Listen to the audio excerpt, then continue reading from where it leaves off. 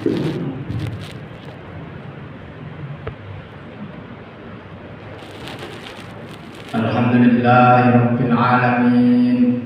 Nahmaduhu wa nasta'inuhu wa nastaghfiruh. Wa na'udzu billahi min shururi anfusina. May yahdihillahu fahuwal muhtadi wa may yudlil falan tajida lahu waliyyan mursyida.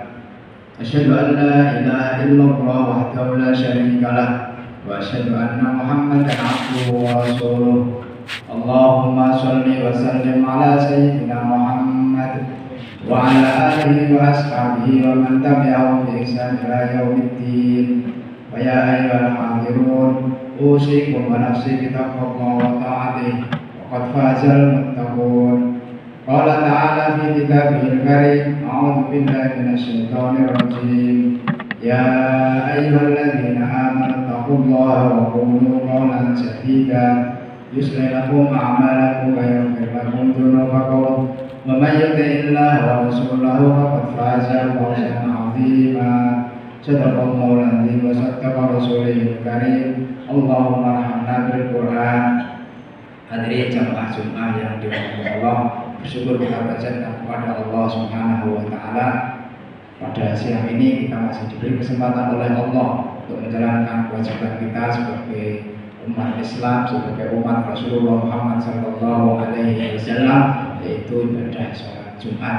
Semoga apa yang kita lakukan pada sejenak ini mendapatkan ridha Allah Subhanahu wa taala dan bisa memberat timbangan kebaikan kita di yaumil mizan dari kiamat. Salawat serta kita aturkan kepada Rasulullah Muhammad sallallahu alaihi wasallam beserta keluarganya, sahabatnya dan umatnya yang istiqomah dalam kebenaran. Kemudian yang ketiga, tak bosan-bosannya sebagai khotib, mari kita mantapkan iman kita luruskan iman kita, ketakwaan kita kepada Allah, karena dengan iman itulah kita bisa hidup dengan benar, kita bisa menikmati sisa hidup yang diberikan Allah kepada kita semua.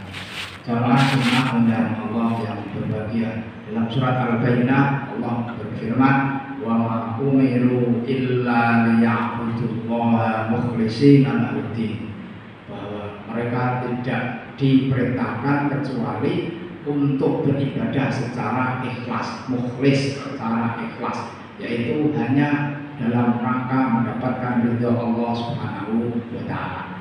Bahkan bukan hanya dalam ibadah saja atau ibadah secara luas, dalam mencari rezeki, dalam mengasuh anak-anak, dalam bekerja, dalam apapun yang kita lakukan aktivitas kita, mestinya itu kita memang harus mukhlis, harus ikhlas. Kenapa? Karena kita punya tauhid yang namanya tauhid rububiyah. Tauhid rububiyah itu meyakini Allah sebagai Rabb. Allah sebagai Rabb itu kita baca setiap saat, setiap hari. Alhamdulillahi Rabbil Alamin. Segala puji bagi Allah, Tuhan semesta alam. Artinya apa? Rabb itu adalah yang menciptakan, yang menguasai, yang mengatur, yang memiliki. Artinya apa?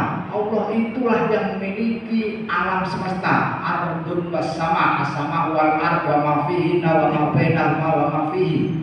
Artinya apa? Bahwa semua yang ada di alam semesta ini Allah yang menciptakan, Allah yang mengatur, Allah yang memelihara, dan Allah juga yang punya, termasuk diri kita ini, ilmu yang kita punya, termasuk iman kita ini adalah karena hidayah Allah. Maka di awal saya sampaikan, mayahdillah falam dillalah.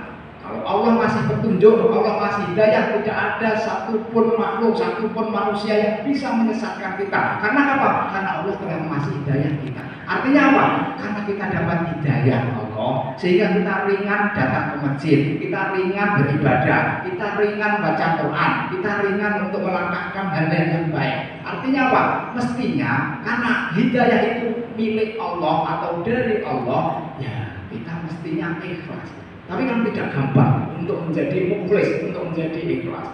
Berderma, bersedekah, zakat atau apapun yang sifatnya itu kemanusiaan, itu mestinya juga ikhlas. Karena apa?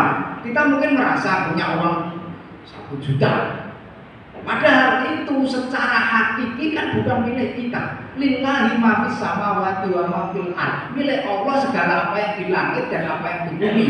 Dalam surat Al-Baqarah ayat kursi yang kita baca setiap hari juga, lahu ma fis samawati wa ma fil ard. milik Allah, apa yang di langit dan apa yang di bumi, termasuk uang kita itu pun sebenarnya adalah milik Allah. Jadi kalau kita tidak ikhlas selama ini dalam berderma, dalam beribadah, dalam apapun, karena merasa duitku, bahwa ini amal-amalku, bahwa hidayah itu karena aku memang mencari hidayah, aku punya ilmu karena memang aku belajar. Tidak, ilmu itu dari Allah, harta itu dari Allah, dan itu milik Allah, termasuk jiwa kita sendiri, badan kita itu milik Allah. Maka berderma itu pun mestinya juga ikhlas, karena memang itu milik Allah. Jadi bagaimana resep supaya kita ini bisa ikhlas dalam hidup? Dalam hidup itu artinya apa? Ya dalam sholat kita, dalam derma kita, dalam kerja kita, dalam mengasuh anak, dalam mendidik istri, dan lain sebagainya. Itu kalau tidak ikhlas itu menjadi aneh. Anehnya apa? Oh, itu bukan milik kita, itu milik Allah. Sehingga apa? Ya kita tasarufkan sesuai dengan apa yang diinginkan Allah. Mukhlisina lahuddin. Mungkin secara sikap ikhlas memang susah. Masih susah. Karena apa?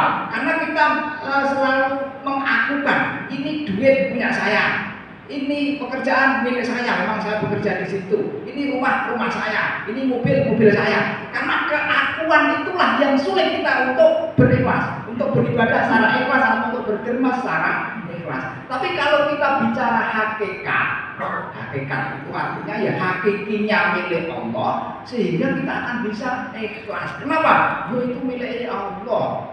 Makanya ketika ada orang mati kan mesti diawali dengan inna lillah. Inna sesungguhnya kita lillah, milik Allah. Artinya apa? Yo kita sendiri, badan kita sendiri itu sejatinya bukan milik kita, tetapi milik Allah. Sehingga ketika dipanggil oleh Allah, saudara kita atau keluarga kita itu ya milik Allah. Wa inna ilaihi raji'un. Itulah keikhlasan. Maka kalaupun sikap kita selama ini masih susah ikhlas karena ego kita, karena keakuan kita bahwa ini milik saya, paling tidak ikhlas secara ilmu, secara hakikat bahwa semuanya itu bukan milik kita. Kenapa? Karena kalau secara ilmu itu sudah mengakui bahwa kita ini tidak punya apa-apa, bahkan jiwa kita nggak punya itu, ilmu kita nggak punya. Hidayah itu dari Allah, semuanya milik Allah. Sehingga kita nanti lama-lama akan menjadi ikhlas. Kenapa? Karena ikhlas itu keren, ya, keren sekali. Orang mukhlis itu keren. Sampai setan pun yang telah berjanji di hadapan Allah akan aku sesatkan anak Adam dari muka, dari belakang, dari atas, dari kiri, dan dari segala cara. Illa ibadakallahul mukhlasin, kecuali hamba-hambamu yang ikhlas. Jadi orang yang ikhlas itu setan pun nggak bisa menggoda. Kenapa? Ya karena dia ridho kepada Allah. Yang dicari adalah bagaimana Allah ridho. Sehingga ketika Allah ridho, radhiyallahu anhum wa radhiyallahu. Mereka ridho kepada Allah, Allah ridho kepada dia. Ya Allah, keren banget orang ikhlas itu. Setan pun tidak bisa menggoda orang yang ikhlas. Dan orang yang mukhlis, orang yang ikhlas itu, kata Nabi, minha yunzalu. Jadi bahwa dari orang ikhlas itulah minha dari karena orang ikhlas fitnatun dulma. Jadi yurfa'u kula fitnatin dulma. Setiap fitnah itu akan yang gelap akan diangkat oleh Allah.